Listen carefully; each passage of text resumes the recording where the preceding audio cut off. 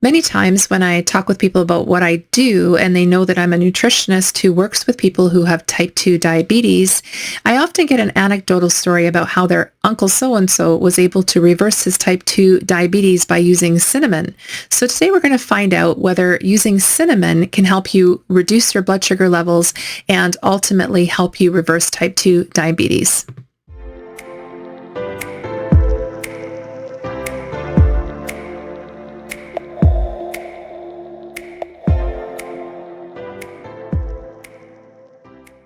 There is no doubt that using cinnamon to help control your blood sugar levels can be effective along with a healthy diet. But did you know that there are several types of cinnamon, and the one that you and maybe Uncle so-and-so could be using may be deadly if overused in the long run? There are two different types of cinnamon that are commonly found in your grocery store. There is cassia cinnamon, which is also known as Chinese cinnamon, and Ceylon cinnamon, which comes from Sri Lanka, and it is known as true cinnamon. Most studies, in fact, all the studies that have been done concerning blood sugar levels and the use of cinnamon have involved the cassia type of cinnamon. And all products that are marketed as supplements to help lower your blood sugar levels are using the cassia type of cinnamon. And although cassia cinnamon has been linked to lower blood sugar levels, cassia cinnamon contains a compound known as Cumarin, which is known to be toxic to the liver in high doses. Cassia cinnamon contains about 1.2% Cumarin, and that might not be considered much. But if we talk about what a high dose is, people using cinnamon on a regular basis, so maybe on their morning cereal or oatmeal, in their coffee, on their fruit, for example, could already be overusing the cinnamon. Just 1 teaspoon of cassia cinnamon could contain as much as 5.8 to 12.1 milligrams of Cumarin, which is, yes, a relatively wide range, but of course it depends on the brand of the cassia cinnamon that you're purchasing.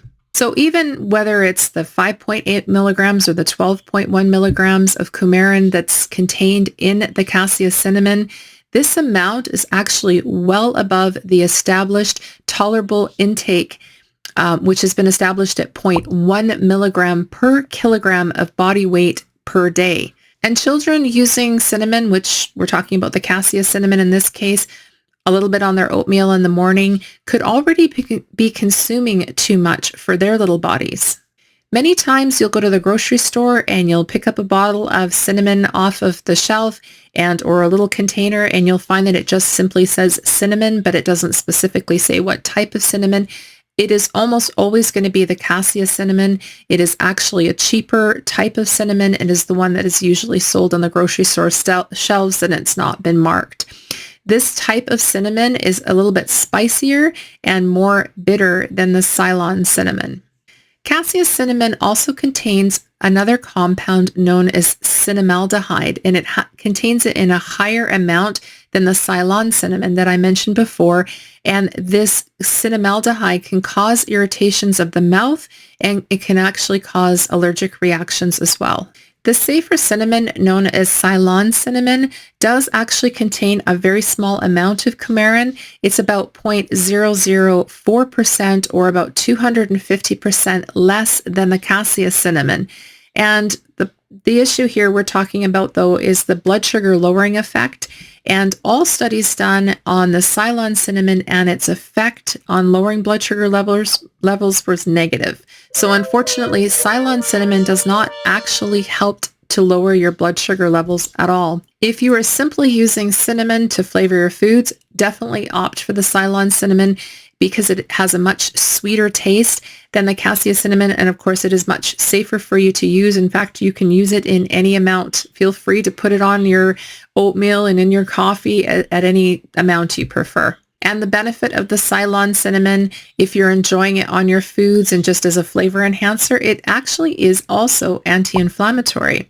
So it does offer some health benefit if it doesn't help lower your blood sugar levels. So if you're somebody who shops at Costco for a lot of your stuff and perhaps you purchase some of your spices from there, I recently purchased this cinnamon. Unfortunately, I didn't take too close of a look at it until I got home, and I realized that it is actually Saigon cinnamon. And Saigon cinnamon is essentially the same as the cassia cinnamon, and it contains roughly the same amount of cumarin. So if I were just to use it to sprinkle on something once in a long while, that would be okay. But I actually really enjoy cinnamon. I enjoy adding it to different fruits and, on the morning oatmeal and that kind of thing. So unfortunately, I'm going to have to toss this one and look for a Ceylon cinnamon, which is healthier. So if you've been hoping for cinnamon to help lower your blood sugar levels, any supplements that you've been using, I would quickly consider tossing them out. You're obviously going to need to be taking a few of those capsules per day, and you're probably already using more than what's recommended with the amount of cumarin that's in those capsules. And so if you want to enjoy cinnamon on your food, of course, opt for the Ceylon cinnamon. It does have a nicer taste to it, and it does offer the anti-inflammatory benefits. If you are looking to lower your blood sugar levels, you're going to have to go back to your diet. I would suggest that you start by getting rid of all the highly processed foods, the processed foods, added sugars, processed sugars, all of that kind of thing, and maybe consider changing to a whole foods plant-based diet.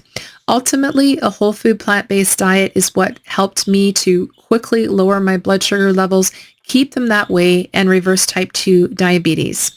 If this video has been helpful for you and perhaps you've been using cinnamon to lower your blood sugar levels, or you know somebody who does, you may want to share it with them. Consider giving it a thumbs up so it can get out to more people who may be looking for the same information.